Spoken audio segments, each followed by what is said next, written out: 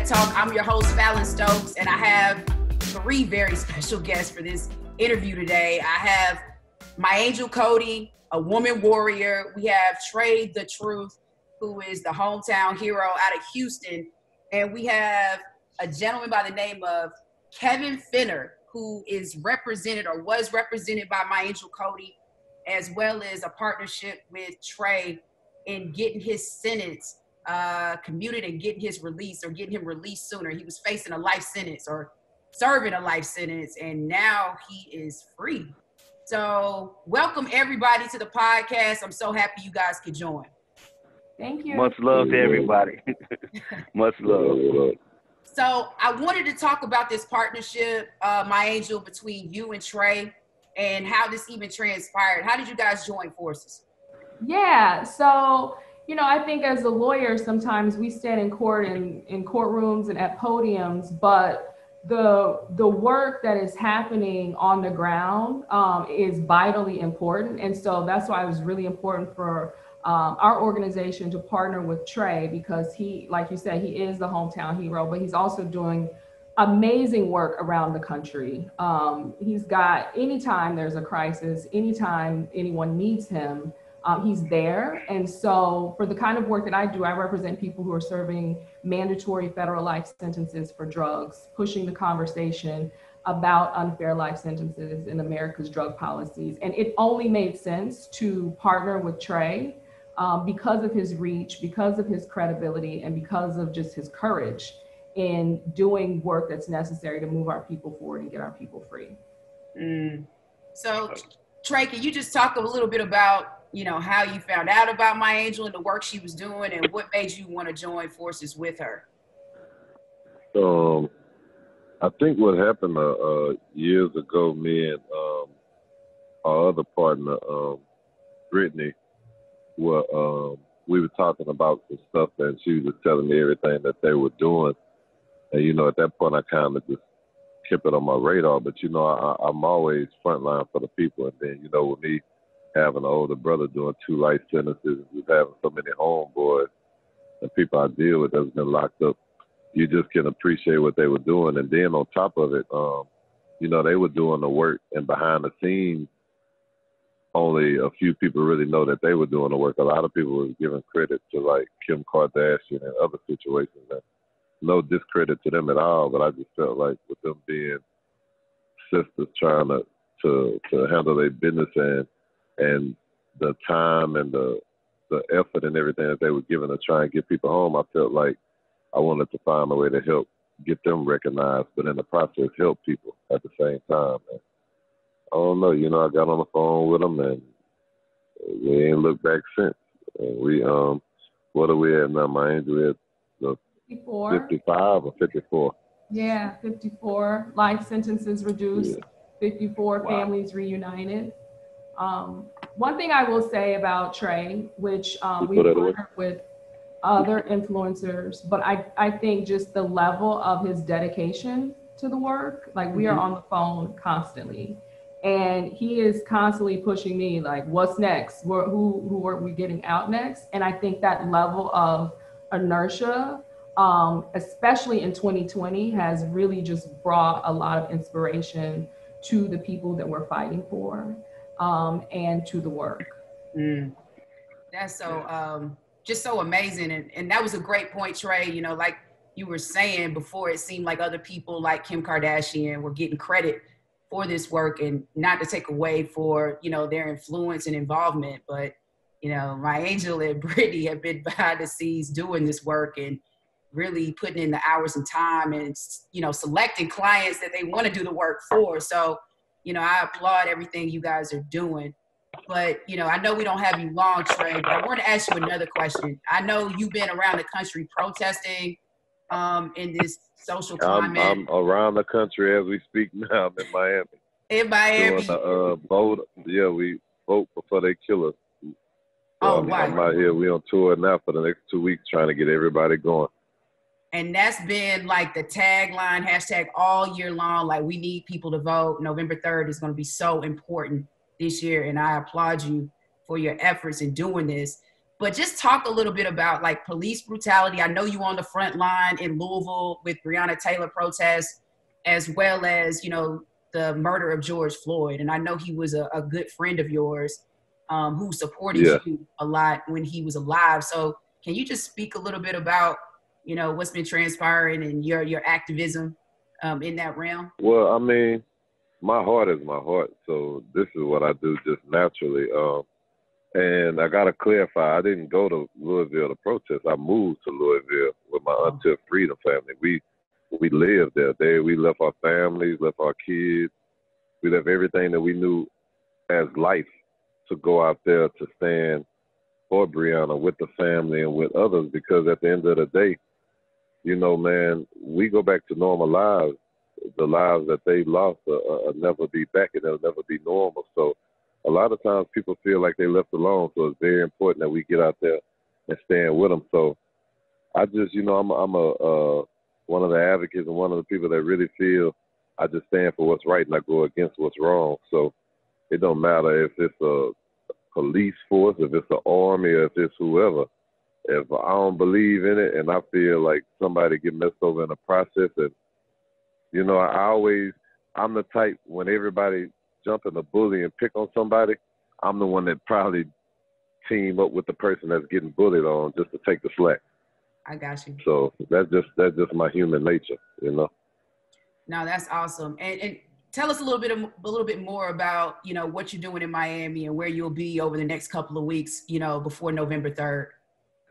So right now we're doing a state of emergency vote tour. Yesterday we were in Orlando.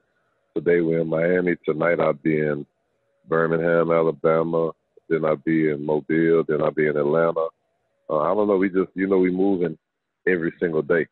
I got you know, and that's as a team, because, you know, I'm part of Until Freedom too, which is my sister Tamika Mallory, Linda Sarsour, my son Angelo. I mean, you know, that's another, because, you know, I got my release gang, which is me and my partner, Mr. Rogers, which, you know, we rescue, save people from disasters, hurricanes, just help the hood out in every city, every state. And then I have my Until Freedom family when I'm on the front line. And then, of course, you know, I have my Buried Alive when we going out here to fight for these prisoners the same way I fight for people out here in the street. So it's just I just keep busy, you know. And then the crazy thing is, as I'm talking about that, my main career is music. So it's just like I'm all over. Yeah, I know. You're an artist signed with Grand Hustle, T.I. I'm from Atlanta, so, you know, we know T.I. well, or just been listening to his music for years, and yours as well. And I think that is forgotten because your activism and philanthropy is so great that we forget about the fact that you are an artist. But I want to just definitely forget. Yeah, but I want to thank you so much for joining us.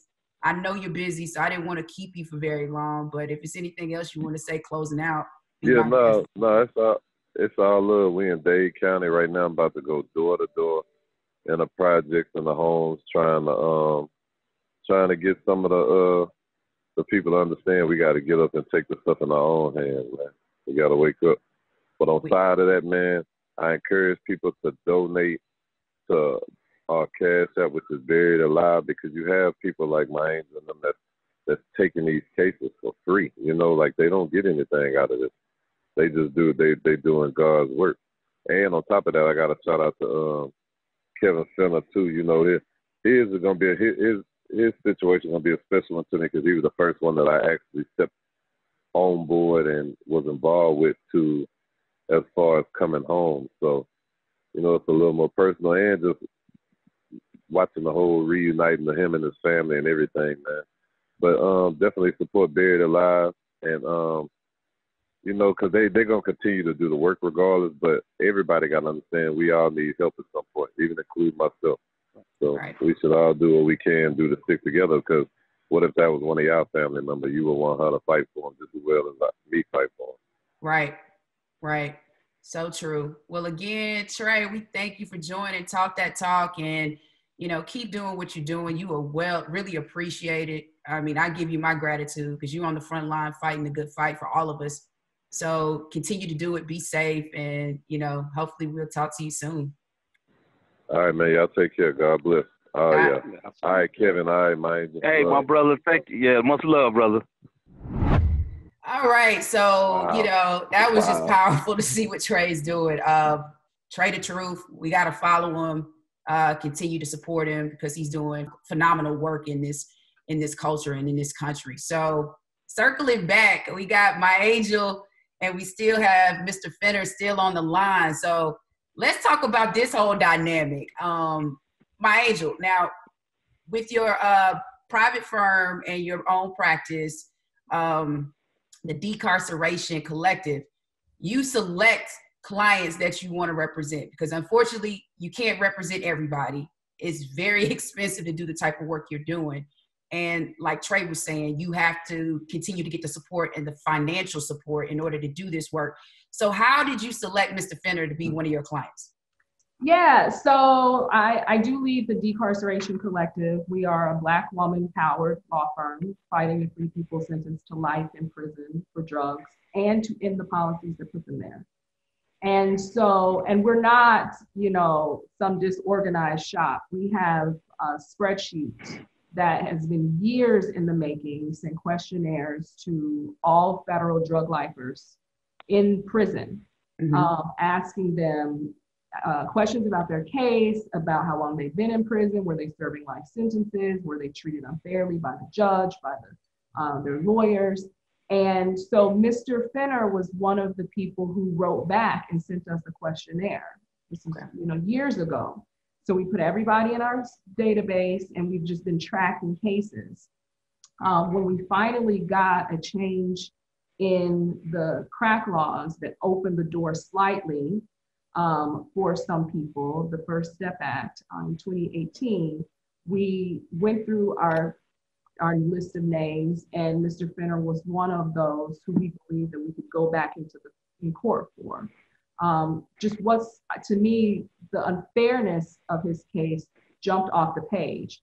He received a mandatory life without parole sentence for a third drug conviction, no violence, no dangerousness, no weapons, just straight drugs.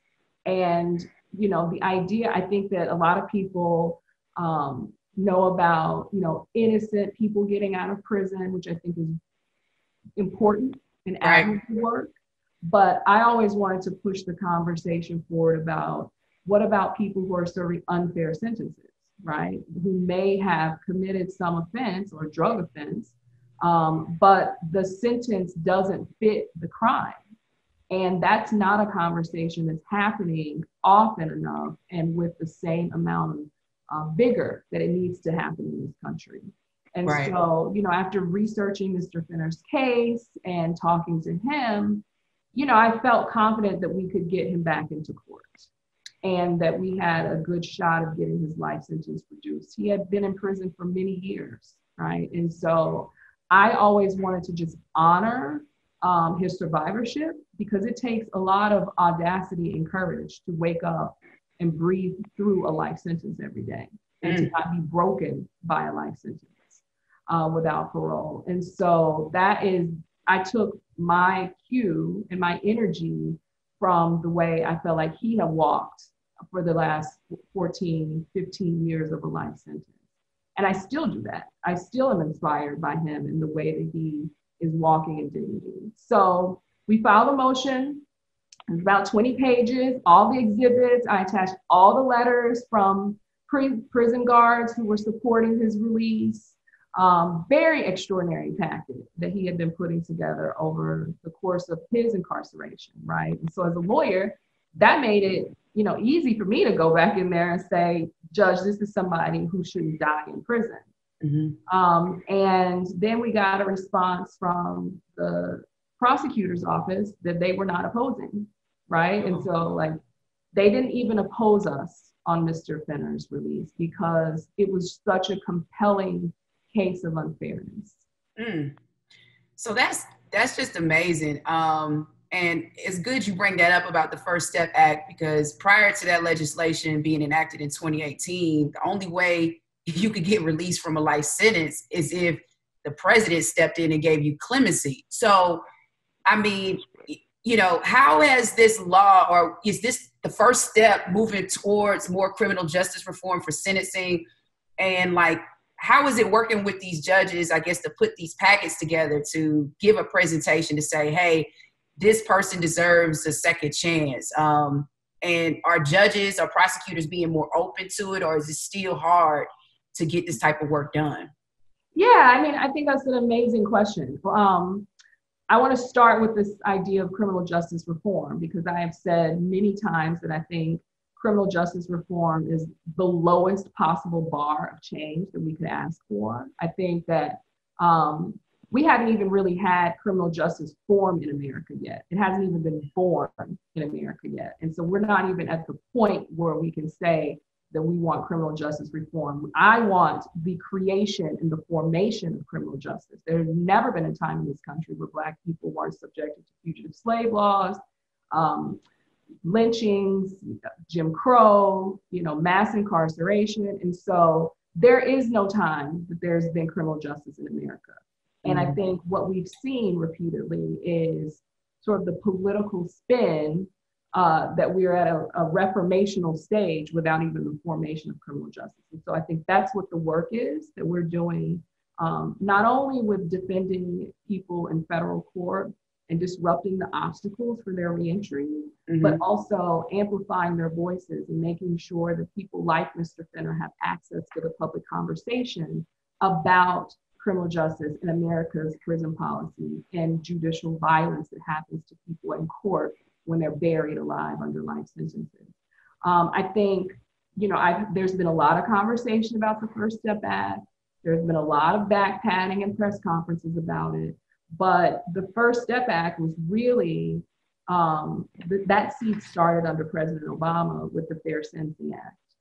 And that's what reduced the disparity between crack and powder cocaine, which is so important, because what we saw over the last 30 years is that people who sell crack, who are predominantly African American, receive draconian, harsh sentences. They're launched into outer space with sentences.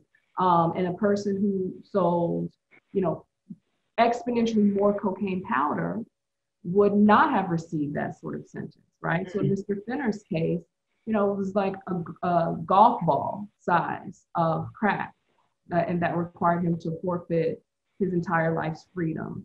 A person who may have been Caucasian could have sold a suitcase full of cocaine powder and avoided a life sentence, right? And so that law, the Fair Sentencing Act, reduced some of that disparity. It didn't eliminate it. But what happened is they wanted to make it retroactive so that it applied to people like Mr. Fenner.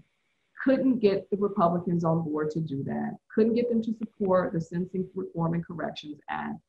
The Mitch McConnells of Congress would not bring it to the floor under President Obama. And so what we saw is that President Obama had to do thousands of clemencies or commutations because the Democrats couldn't get the legislation on the floor because of Republican stonewalling. I think that history is important when we start attributing criminal justice reform wins to the Republican Party, right? Because I remember taking my client to Washington, D.C., who testified before Congress about what it felt like to serve a life sentence, and who was asking Congress to vote on the Sentencing Reform and Corrections Act so that the people that they had left behind could have a chance at freedom as well. And it was stonewalled. And then fast forward, we're under a new administration, same bill, suddenly it gets brought to the floor, and suddenly there's all this attributing criminal justice reform to one party over the other, right? So I think the question is, that's what happens when you get reform. You get all the political stuff happening, but there's still people in prison. I think that in Mr. Fenner's case, the prosecutor was fair-minded, but in 75% of my cases, they opposed.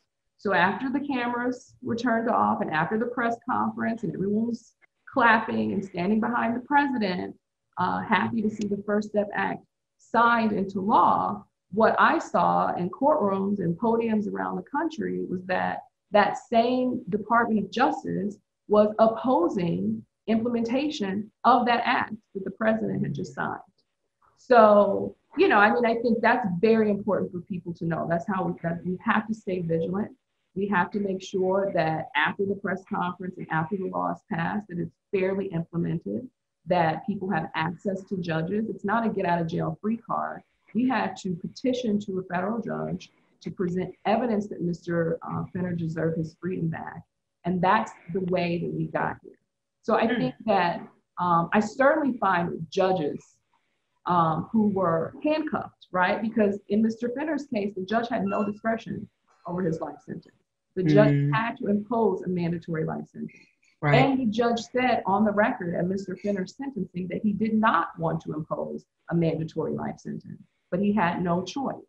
And so finally, seeing judges unhandcuffed and able to impose sentences that they think are fair based on their experience is very, very important. Yeah. And just to clarify for Mr. Fenner's sentence, like, you know, you talked about the discrepancies between a sentencing range for somebody who had cocaine compared to crack cocaine.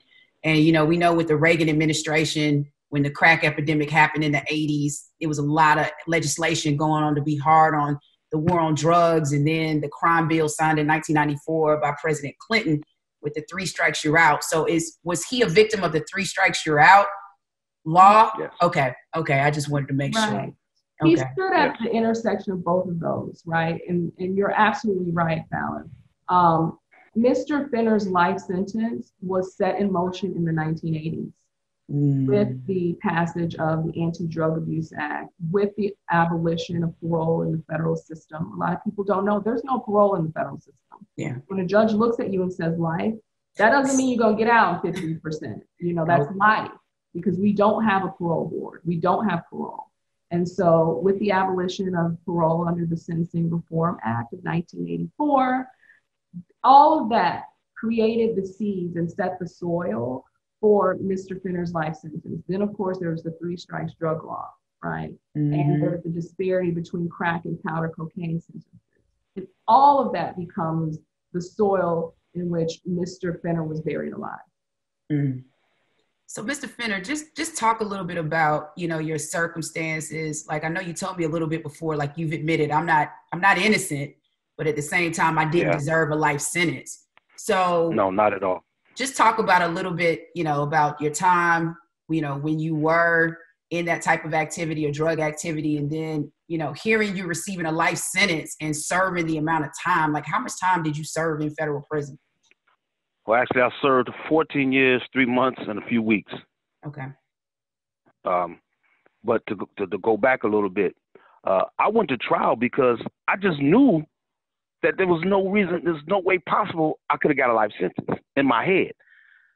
I was like, well, this little drugs that they, and then they didn't catch me, they caught someone else with it. But that's besides the point. I was involved in a conspiracy. So it doesn't make a difference whether I got caught with it or not. Someone got caught with it in their underwear pants, miles away from me, but they gave it all to me because of the conspiracy. I had 3 other co-defendants. They had been long gone. One received 10 years, one received 4 years, and I received a life sentence due to the fact that I had a prior drug convictions. Now, fast forward, during the time when I got sentenced, in federal prison, they don't have no type of rehabilitation programs. They're starting to implement them now, very little, very, very little, but they're implementing a few now. But back then they had none. So my rehabilitation was for myself because I just didn't want, quote unquote, for these people to beat me. They already took my life. They're not going to take my character or my dignity. I refuse to let them do that. But I want to also show my children that, look, your old man is behind bars, but I want you to do better because I'm doing better. Right. How can I tell them to do better? And they call me, I'm calling them, and, you know, I'm still talking the way I talked back then. So I want to show them that, hey, look, your old man is changing. So I want you to do better. And which it helped. But my change was for myself, purely for myself, you know, and it was a blessing because it all helped me. But I want you to understand, in prison, there is no rehabilitation. You know, you have to want to change for yourself, you know. So what are some of the things that you were doing in prison to rehabilitate yourself? Wow, I took so many these fake classes that they so-called had, but there were inmates that was teaching them. Okay. So the classes that I would take, you know, it was called Men of Character or something like that. It was, I can't remember, but I took a Life Connection. It was a religious program. You know, that's the only thing that the BOP implements. It's an 18-month program. That was good, but it was strictly for religious purposes. Mm-hmm. But you got you received no type of, only thing you got out of it was you can get transferred somewhere. So they sent me to one USP to another USP that was worse. Wow. But that was okay. I just wanted to move around, you know. But it was certain things like I took every kind of educational, wow, so many electrician classes. I took everything educational I could that would help me. Right. You know, hope is a very powerful emotion, man. And it's what helped me and what saved me to keep wanting to move forward. You know, dietary cook, doing textile. And while I was in prison, I learned a craft that, you know, is just, I think can last forever. And I make leather bags, leather book bags out of hand. Wow. I mean, I'm hand. And it's a craft that, wow, you know, that can take me a long way, you know. So, you know, I'm very grateful for actually going to prison because, as crazy as this may sound, it saved my life. Mm. And I say that because the experience, everything that I went through, being all the turmoil, all the stress, it made me a better person.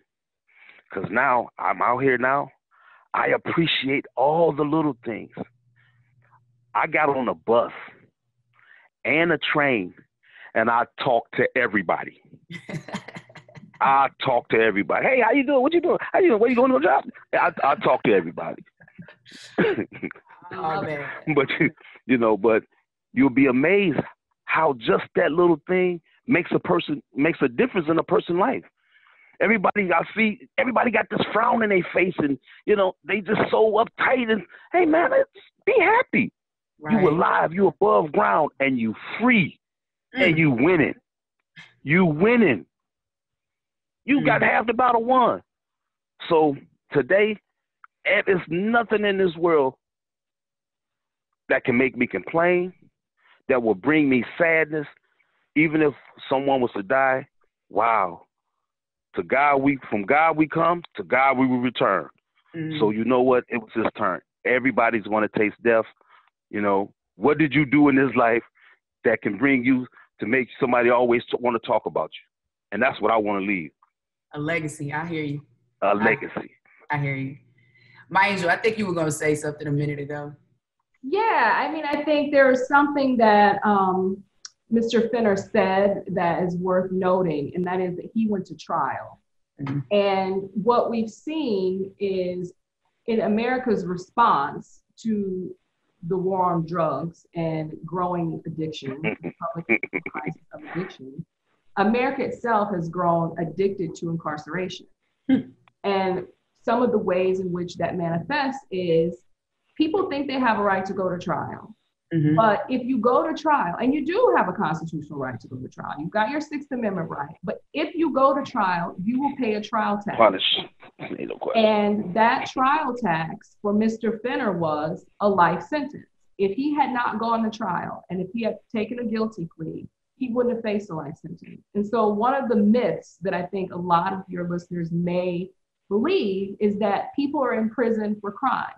Right. People are in prison for crime and the decision to go to trial, or people are in prison for crime and their decision not to cooperate and become a state's witness. Yes. Because they have safety concerns about, cooperating and being what, on the street we call a snitch. And so if you don't get a cooperation coupon at checkout, you can get a life sentence. If you go to trial and you don't plead out, you can get a life sentence.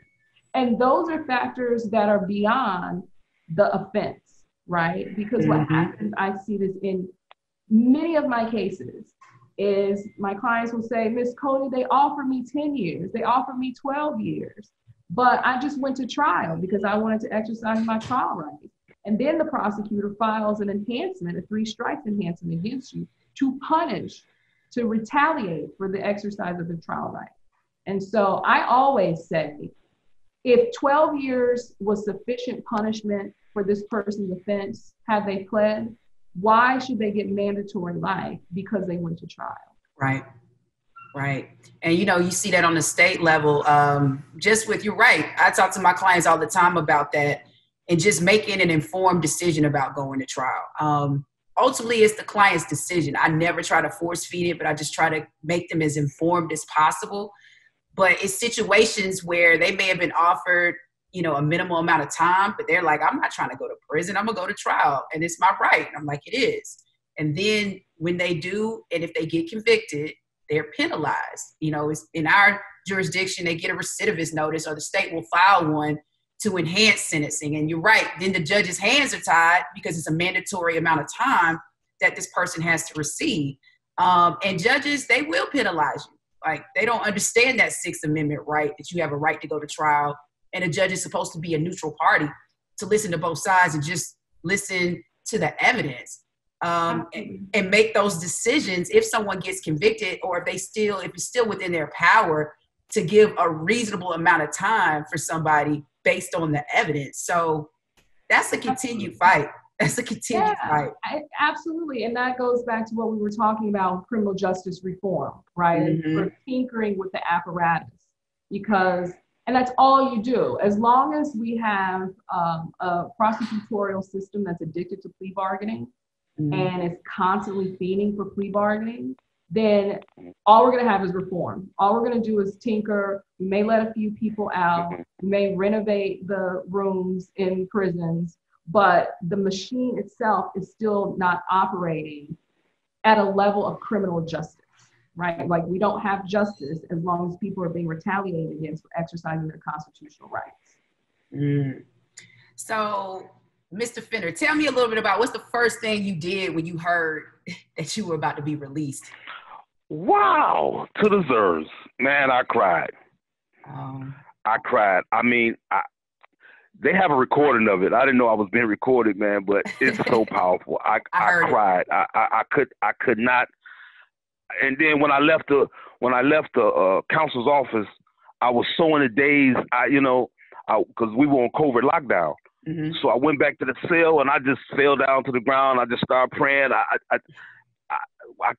Words can't even explain it.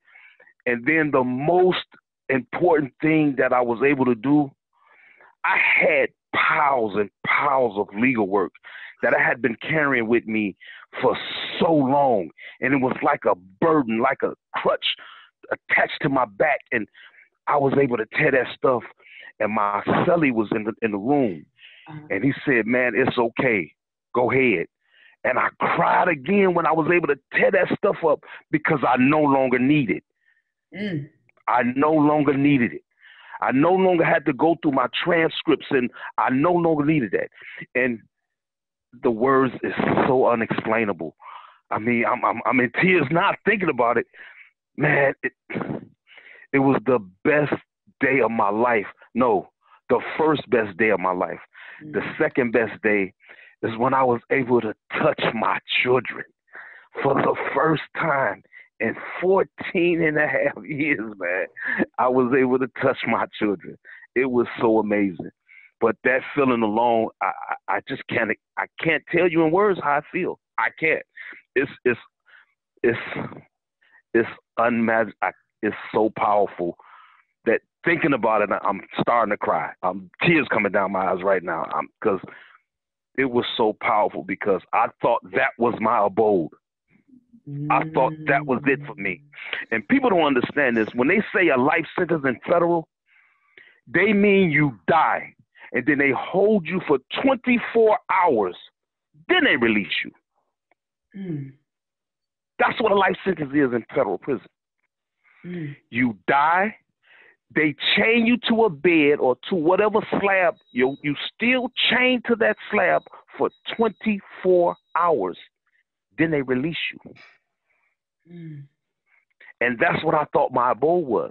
I had even sat in, even though, don't get me wrong, I had hope because I knew that's what I needed to survive, to keep going, to get up in the morning, to be able to talk to my children and make them feel that I was coming home tomorrow.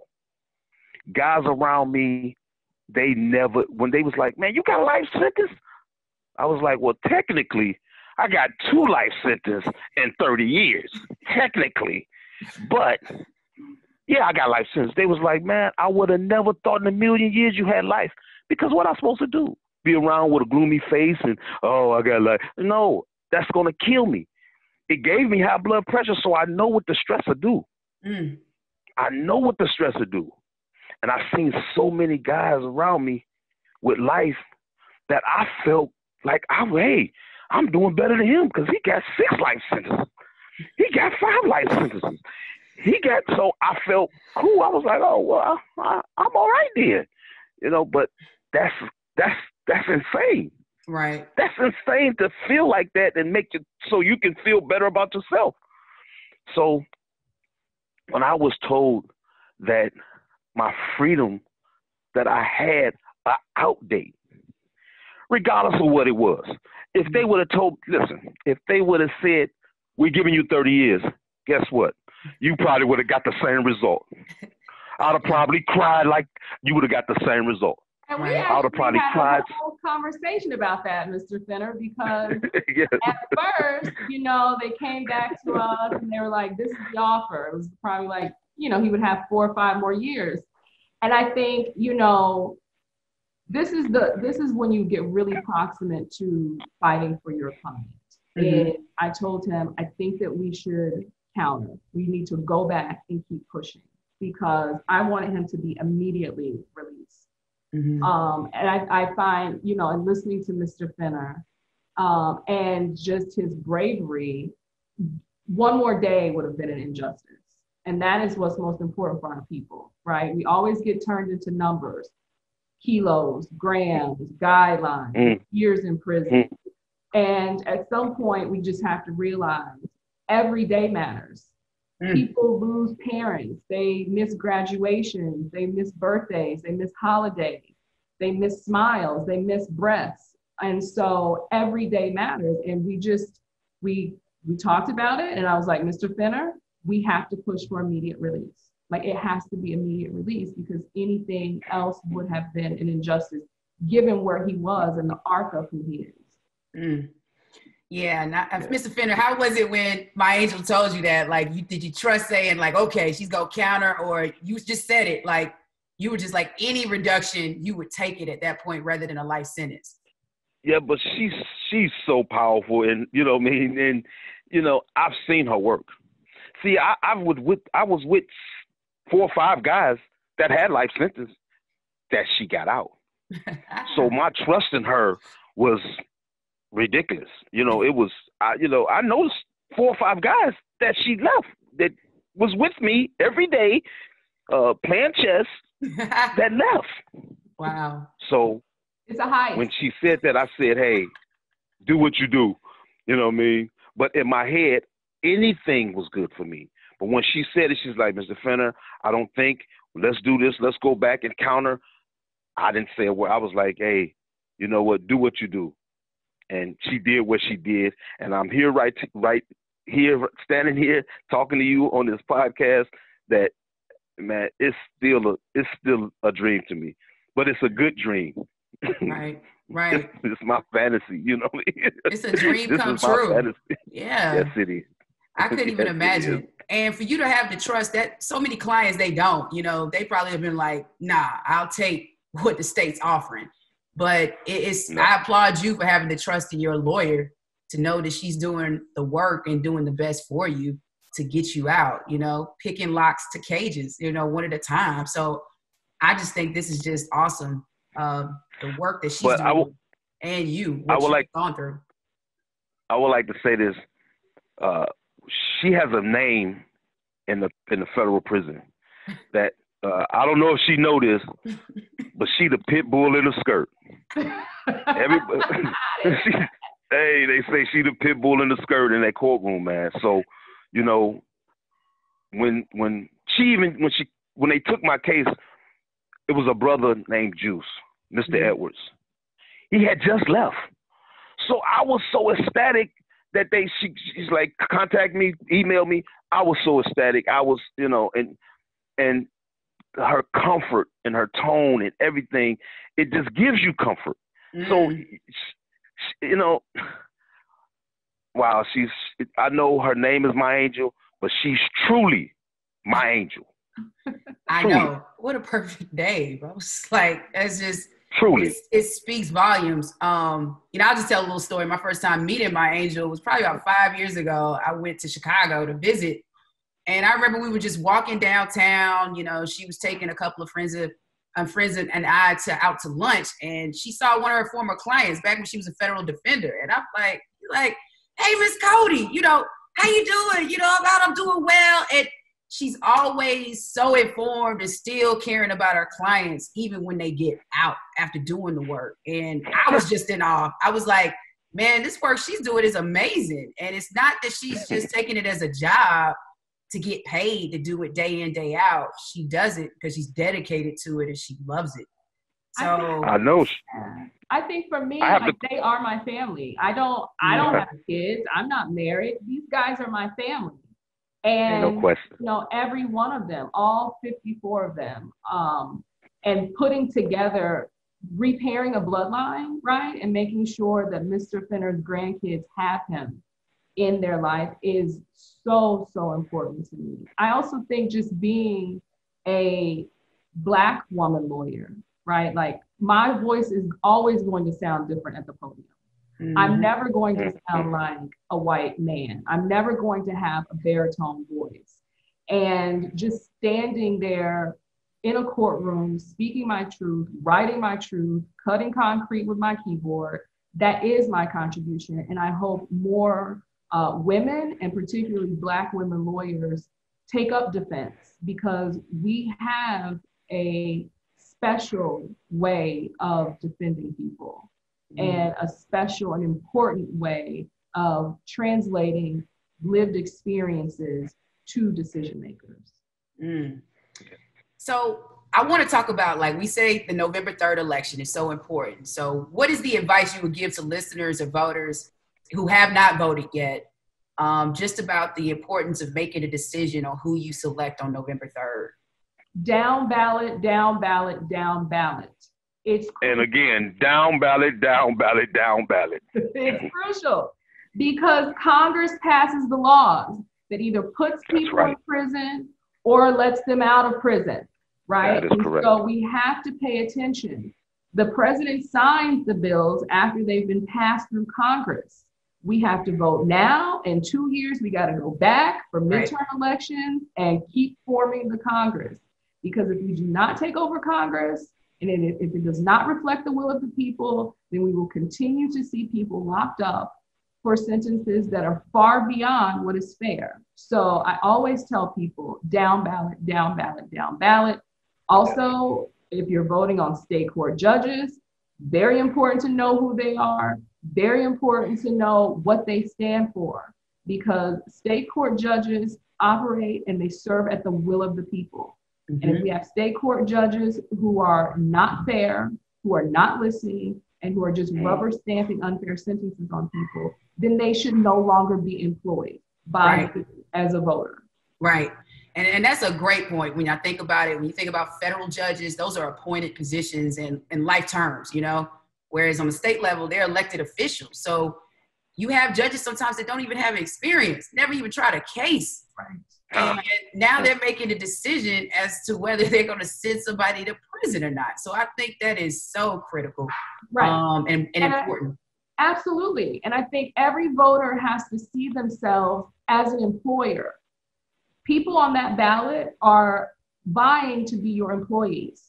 And if you see yourself as an employer, then you pick the right people to work for you. You pick the right people to implement what you believe is a system of fairness. Otherwise, we have disorganization and we have chaos and we have injustice.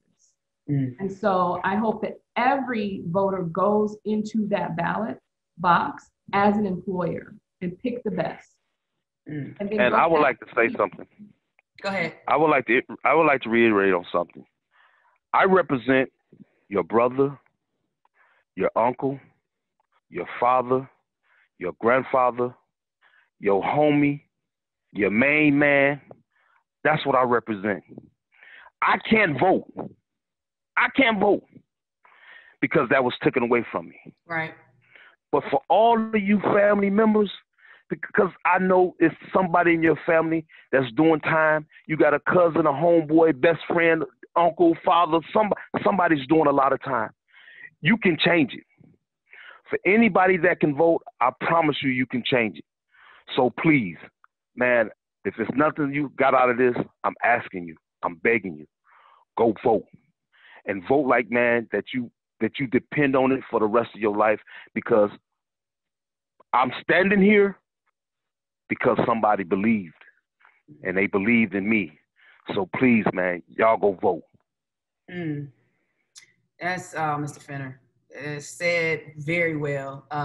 And those are words of wisdom I'm hoping my viewers and listeners will actually listen to and know the importance. Because I've been educating people this whole summer since the pandemic, telling the importance of voting and just trying to educate people, the urgency to vote, especially during this election. Well, I like to end the show, MiAngel, with the Talk That Talk questions. I call them the triple TQs. 3 questions I just want you to answer and respond off the top of your head, which I know you're great at. But what advice would you give to an aspiring criminal defense attorney? Stay the course. Stay the course. Don't make career decisions based on getting trial experience or this experience. Don't make your career decisions based on sort of professional ways of doing things. Let what you believe, like your spiritual force, keep that light going and keep it bright. And when you feel discouraged, turn that light up even brighter. Speak louder, speak clearer, because that's been the one thing in my own career that I've always sourced. I always try to source my courage from my own fears, anxieties. I'm afraid in every case of losing. Every case I cry at my keyboard.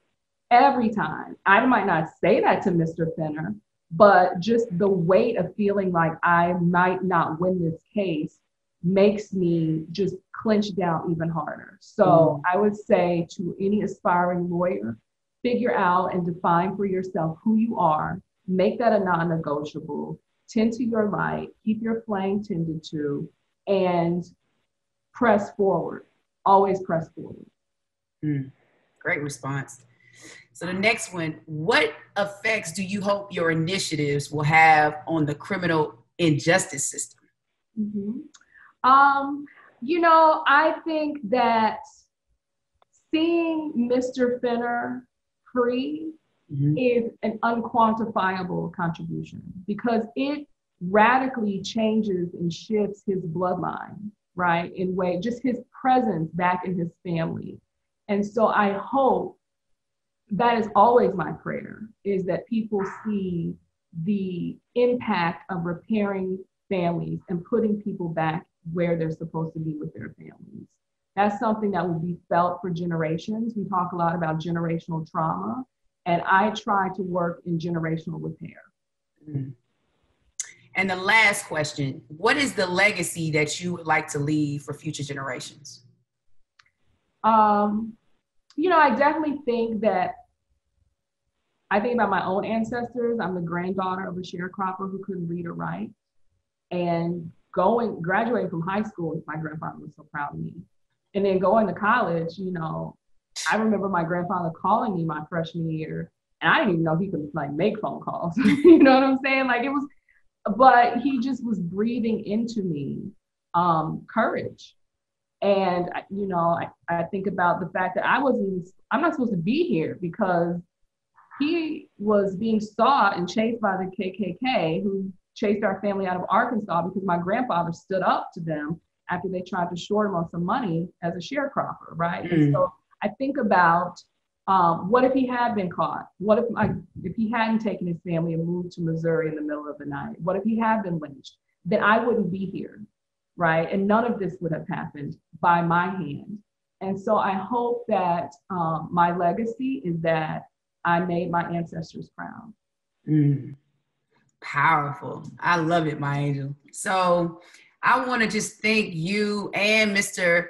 Fenner for joining the podcast. This was an awesome interview, great perspectives, more than I anticipated today. And I just applaud you for just getting everybody on, MiAngel, from Mr. Fenner and Trae the Truth as well. So again, thank you for joining the podcast. This is going to be a great one, very informative. People need to listen and watch, follow you. Do you want to give any information on where they can find, locate you, see what you're doing? You know, just tell us a little bit about that. So you can follow our work on Instagram at Lawyer MiAngel. That's Lawyer M-I, not M-Y, M-I-A-N-G-E-L. Also, if you want to support, you can text the words Third Strike to 44321. So just type in 44321 in a text, and in the body of the text, Third Strike. And that will pull up ways to support and link arms with us. So I'd love to hear from people. I'd love to hear if people, any of your listeners, have family members serving life in federal prison for drugs. I want to make sure that they're on our radar. Okay. Awesome. And I'll get the word out as well. And Mr. Fenner, thank you so much for joining. Oh, I thank you guys very much. Oh, You're man. more than welcome. And I wish you the best in your future endeavors. I know you're going to go on to do great things and just continue to spread the word. Yeah, you're going to do it. I will try. You're going to do it. That's right. That's right. All right. Blessings to you both. And thank you for joining. Okay. See you. Bye. Bye. Bye. Well, what a great episode. This is episode 16. I had the pleasure of having MiAngel Cody, a woman warrior, a litigator, federal criminal defense attorney who's been doing the work. And you can go and see what she's doing on her platforms, what she just said, as well as just go to her website and go to the Decarceration Collective.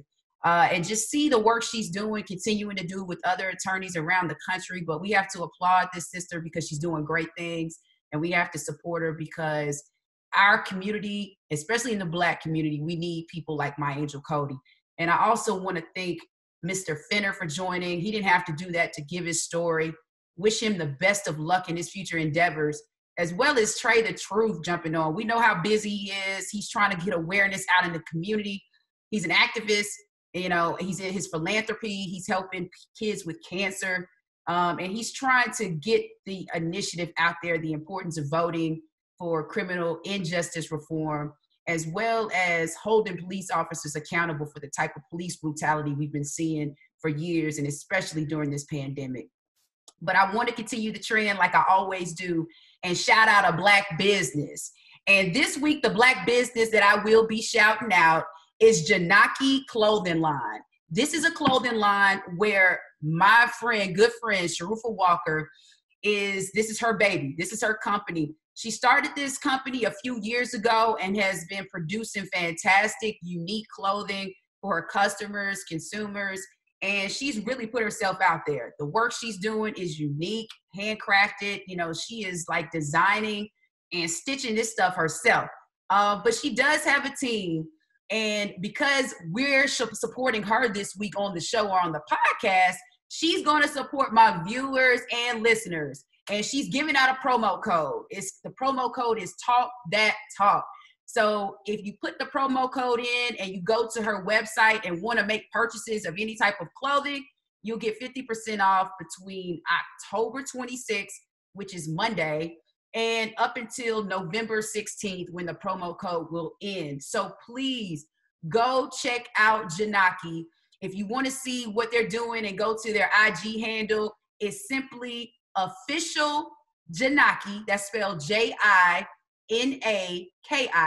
or you can go to their website, which is janaki.net So go to the website, make a purchase, promo code, talk that talk, get 50% off.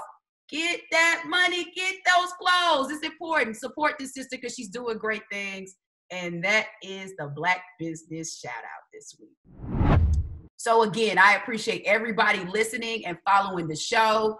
This was an incredible episode, and I hope you guys listen, give me some feedback, reach out to MiAngel Cody. She already said, if you have any family members that are incarcerated serving federal life sentences, she has an open ear and she's willing to listen to see what she can do to help.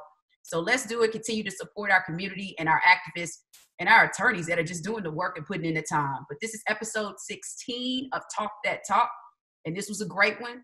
And we're going to start a bi-weekly thing with the show. So it will not be a new episode the following week, but we'll see you again in 2 weeks on November 9th. And I'll have a great episode coming up with former basketball coach Paul Hewitt. So stay tuned. That will be a good one. See you next time.